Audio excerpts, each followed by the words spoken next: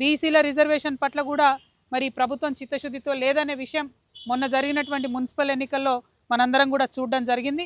ఇప్పటికైనా రేవంత్ రెడ్డి గారు ZPTC MPTC ఎన్నికల్లో అయినా రిజర్వేషన్ వర్తింపజేయాలంటే ఇప్పటికైనా కనీసం మీరు అఖిలపక్షం ఢిల్లీకి తీసుకొని వెళ్ళాలి.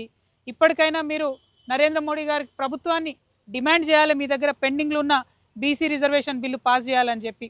ఒకటెనుకొకటి పరీక్షలు ఉన్నా సరే, ఎండలు ఉన్నా సరే, ఏమున్నా సరే ఎన్నికలు పెట్టుకుంటూ పోతాం మేమని చెప్పి కాంగ్రెస్ ప్రభుత్వం ఏదైతే తొందరపాటు వైఖరిని ప్రదర్శిస్తూ ఉందో, మరి ఈ తొందరపాటు అంతా కూడా బీసీలకు రిజర్వేషన్లు దక్కకుండా చేసేటటువంటి తొందరపాటే అని చెప్పి మేము బలంగా నమ్ముతా ఉన్నాం. ఇది కరెక్ట్ కాదు.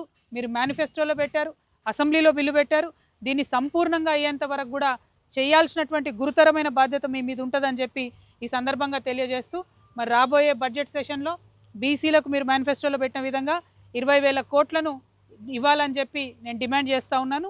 పోయిన 2 సంవత్సరాలు కూడా మీరు 20,000 కోట్లు పెట్టలేదు. పెట్టిన దాంట్లో కనీసం 30% కూడా మీరు ఖర్చు పెట్టలేదు. కాబట్టి బీసీల పట్ల చిత్తశుద్ధి ప్రదర్శించాలంటే బడ్జెట్లో 20,000 కోట్లు పెట్టండి. ఏదైతే బిల్లు పెండింగ్ ఉందో బీజేపీ గవర్నమెంట్ దగ్గర దాన్ని సాధించడానికి ప్రయత్నం చేయండి.